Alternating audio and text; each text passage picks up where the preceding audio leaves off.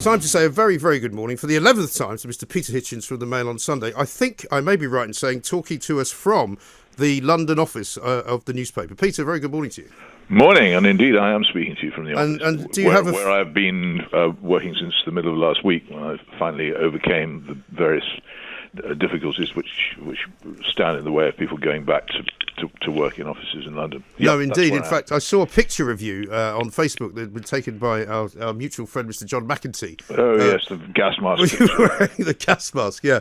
I mean, funnily enough, we've been told in this building that more people will be coming back soon, and we are now asked to wear a rather attractive black sort of cotton face mask during the times we're in the lifts and in the lobby, but nowhere else. Yes, well, something similar. But I declared some weeks ago that if required to wear a muzzle in public, then that Warsaw Pact style gas mask was the only muzzle I was going to wear. I must admit, it's the only way I can do it while subverting it, and I think the whole thing is completely ridiculous. Well, I must say, a couple of times I thought of you over the weekend. One, when I saw the Canadian Prime Minister Justin Trudeau wearing a mask and taking the knee, and I thought to myself, I can imagine what Peter Hitchens would make of this. There is, with Justin Trudeau, there is nothing that man will not do, really. But he never got over being outed as having taken part in a blackface performance. No, quite. That really didn't help. His life will be spent in attempted atonement for that, yes. But he'll never, ever shake it off, which I suppose is funny in its way. Well, it is. But more ridiculously, I suppose, watching the events of the weekend with growing alarm, and I mean, it wasn't that difficult to predict on Friday that they would end in some form of violence, but basically, the lockdown would appear to be over, wouldn't it?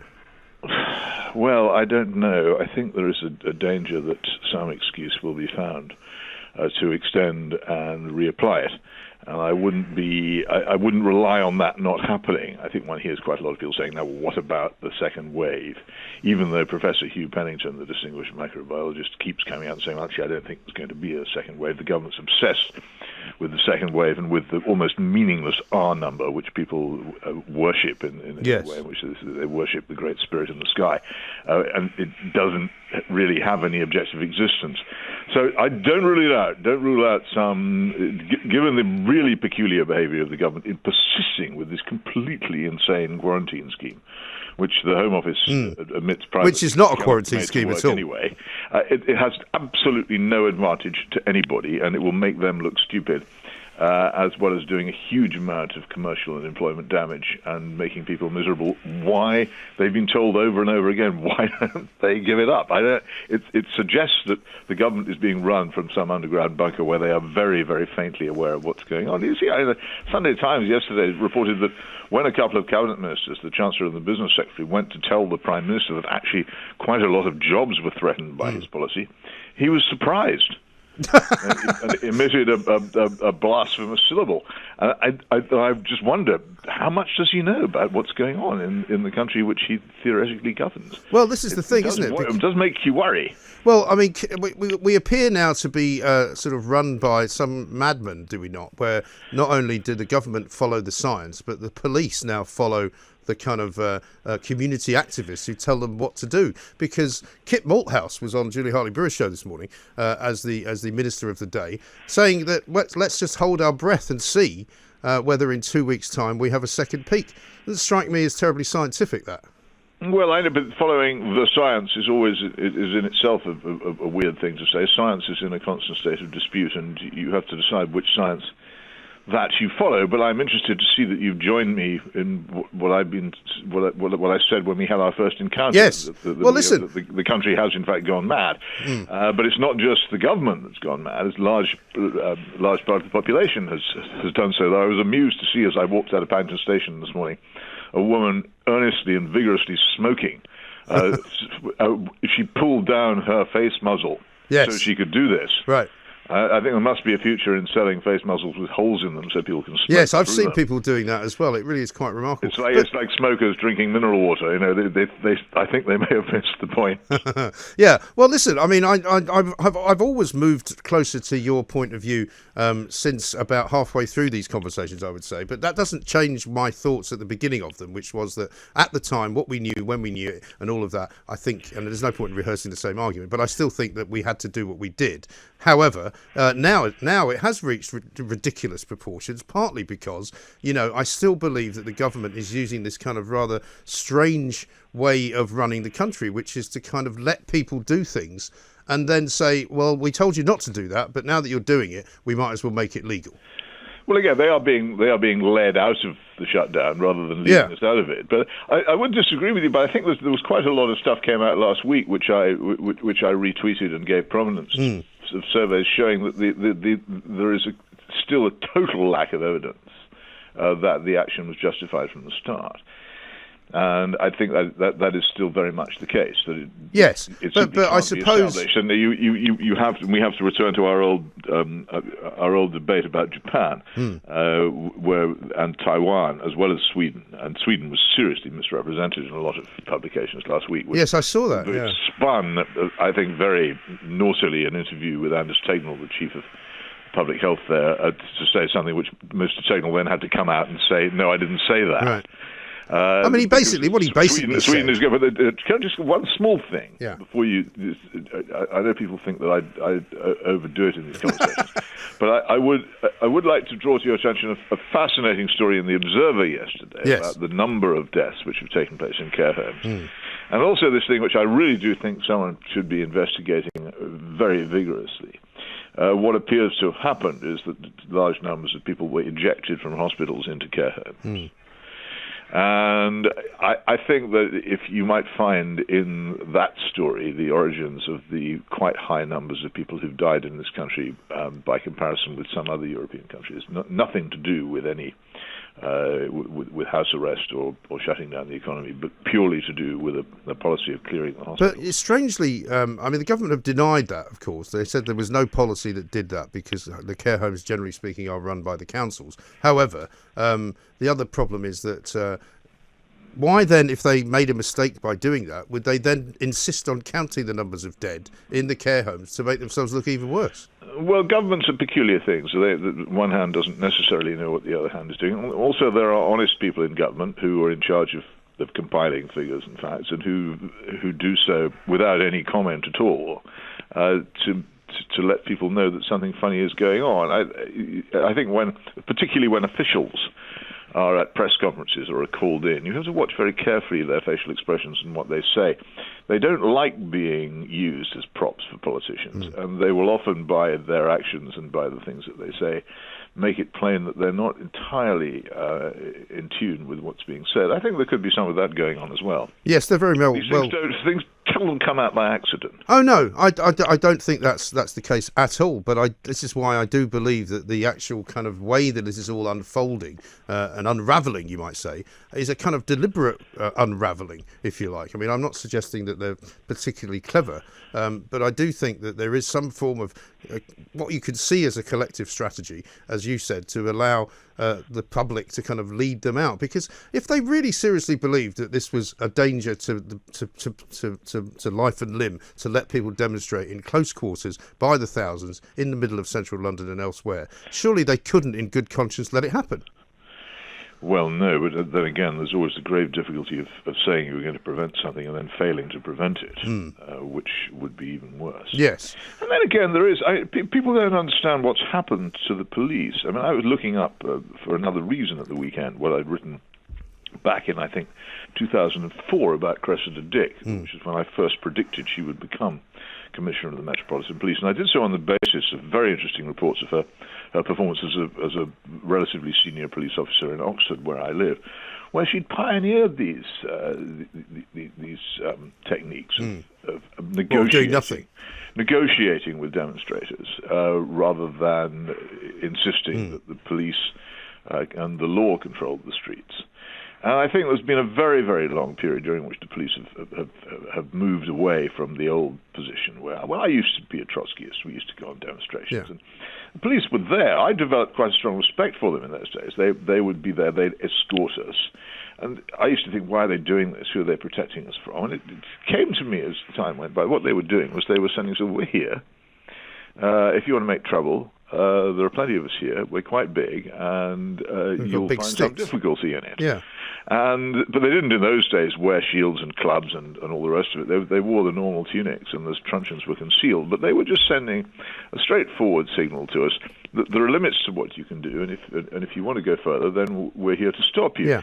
Now the police tend to either be extremely feeble, or they turn out quite late on in the matter, in the sort of riot gear, which would have been unthinkable. Well, that's what happened on Saturday, wasn't it? Well, I think I haven't. No, I wasn't there. I haven't, but it looked like it. Yes. No, they wheeled those people out. There was a political decision that that they weren't going to get in the way in some cases. But that goes right back to the Cressida Dick's early years in Thames Valley Police in the early years of this century, and it's not a new thing. It's just this is one of the first times it's come out in. Remember also the way in which the police behaved towards the Extinction Rebellion protesters. They pretty much conceded the streets to them. Right. Well, this is the thing. I mean, it seems now it's ridiculous to me, but it's very much in tune with the sort of policing we have now, and I've come to expect it. Half my problem as a journalist is that I'm no longer surprised by things that I ought to be surprised by. But these are the same police who went knocking on Nigel Farage's door for taking a trip to Dover to film some illegal migration going on. The same police who went to somebody else's door to ask them why they'd gone out for a walk on in the Peak District. You know, I mean, it beggars belief what is going on. But certainly it seems. I mean, I wrote a book in 2004 called The Abolition of Liberty, which went in detail into the revolution which had taken place in the police force in this country, and I couldn't get anybody to read it. I personally pressed it into the hands of various, even Metropolitan Police Commissioners and Home Secretaries, who I've said, look, please, will you read this? Because this is where it's all going wrong. And I've never even had, except in one case, from any of these people, even a letter of response saying thanks for this. It has actually been the core, in some ways, of the social and moral revolution which has overtaken this country, the way in which the police have changed from being one thing to something totally different. Yeah. And it's been a very successful part of the Cultural Revolution. Right. And part of what's going on now, and I find this increasingly fascinating, this long period of dream time in which we live, this is the period in which we forget the society we used to be. And when it's all over, we move into an entirely new kind of society. And, of course, all the radicals who've wanted to change things see this as an opportunity. Yeah, but this is what they're saying now. One of the reasons why they're out on the streets now. Everybody grieves at the deaths of people at the hands of police anywhere. But of course. Minnesota is a long way from London or Bristol. And the American police are very dissimilar to any police force in the United Kingdom. That's very true. But this is my worry, Peter, and if I may just jump in. It's about something else, that's the point. Yeah, well, this is the thing. You know, we keep hearing this phrase, you know, we need to change the system, the systemic racism, we need to change this, we need to change that. Effectively, what we're being told now is that if enough people, it doesn't have to be very many people, because only 11,000 people signed a petition to remove the statue of Edmund Colston in Bristol, right? There's 553,000 people living in Bristol, so that's less than 2.5% of them wanted to remove the statue. But because they feel strongly about it, apparently they're allowed to do it without the police interfering, because it might be a problem to stop them. I mean, that I find to be the politics of the nuthouse, frankly. Well, it is, but then again, we're living in the country of the nuthouse, so expect more of the politics of the nuthouse. Hasn't been for some very long time any thoughtful or intelligent conservative resistance to any of this stuff. And again, that's what my book goes into. There just isn't any. Actually, if I lived in Bristol and somebody asked me, did I want the statue of Charles Colston to be removed, I'd probably say yes. I don't think it's got any business to be there. No, I mean, some say it should be in a museum. I'd be happy with that, because it shouldn't be forgotten. We shouldn't wipe it from history, though. At the end of the Soviet Union, when that collapsed, and I was there in Moscow in those wonderful August days in 1991, statue of Felix Dzerzhinsky, the founder of the KGB, and the statue of a horrible child called Pavlik Morozov, who denounced his parents to the secret police. They both came down, and I thought, well, that's great, but their removal symbolized the end of what was, quite frankly, an evil regime. And there hasn't been any slavery or any slave trade for centuries. And so what did Charles Colston's statue symbolize that ceased to exist when it fell. It certainly wasn't slavery. No. Well, somebody rather wisely... got rid of largely by this country. Yeah. Well, somebody rather wisely opined that, racism is so rife in this country that they had to go back a couple of centuries to find something that offended them. I don't know. I wouldn't join in that. I think there is still a lot of racial bigotry in various forms in this country, and people who encounter it are quite bitter about it, and I don't blame them for being it. It'll never be entirely resolved, but it's nothing like the state of informal, unacknowledged segregation which still exists in the United States, for instance. And we've made a lot of progress, but I don't think it's for me, a well-off white person, to say that there's no racial problem in this country, because obviously there is, and it still does affect people. But sure, the pulling down the statue of a long-dead slave trader isn't going to alter that. No.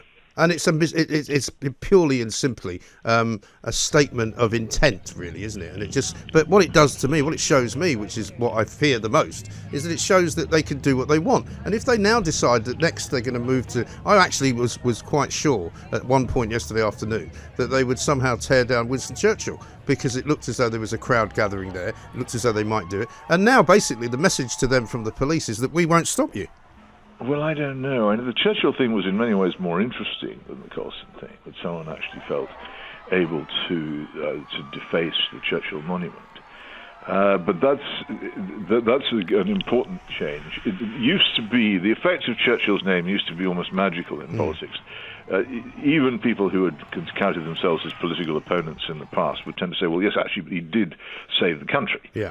But I think that's largely forgotten now, and I think the fact that someone could go and deface even the plinth was a rather more disturbing thing than the pulling down of, as I say, a long dead slave trader who I think most of us would say probably didn't deserve to have a statue to him anyway.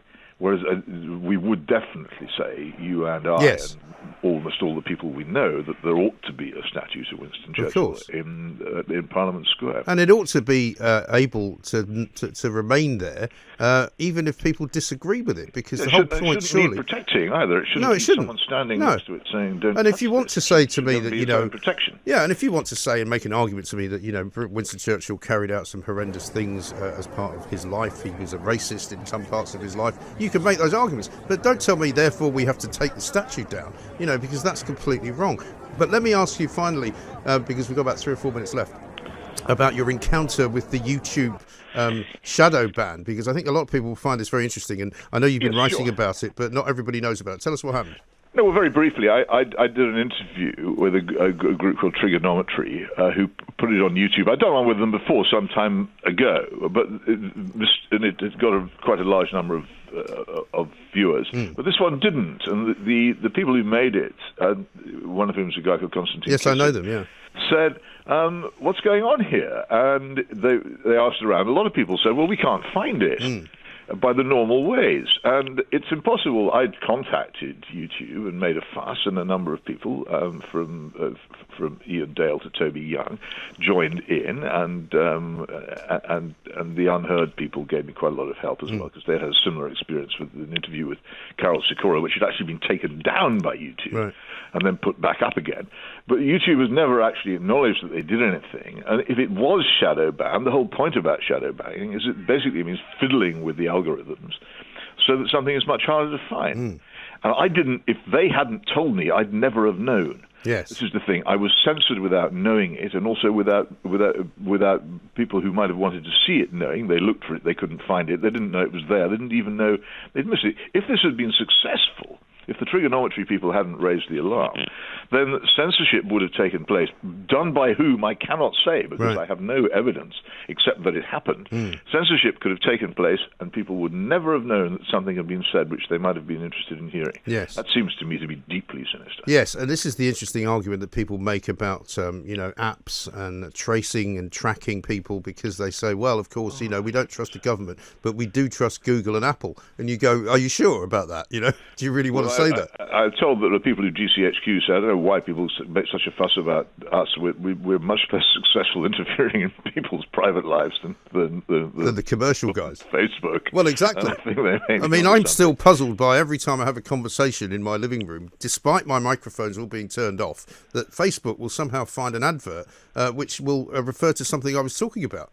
I don't know how they do it. Have you got some Alexa machine? Not really, no, but I've got a television which I'm told now if you have it on standby... That's certainly listening to you, and your phone is listening to you all the time. No, the 1984 and Brave New World, both happening at the same time. Who'd have thought it? Yeah, I know. Absolutely staggering stuff. Well, great to talk to you again, Peter. Take care. We shall speak to you soon. Good to have you back in London, back in the heart of what can only be described as darkness at the moment.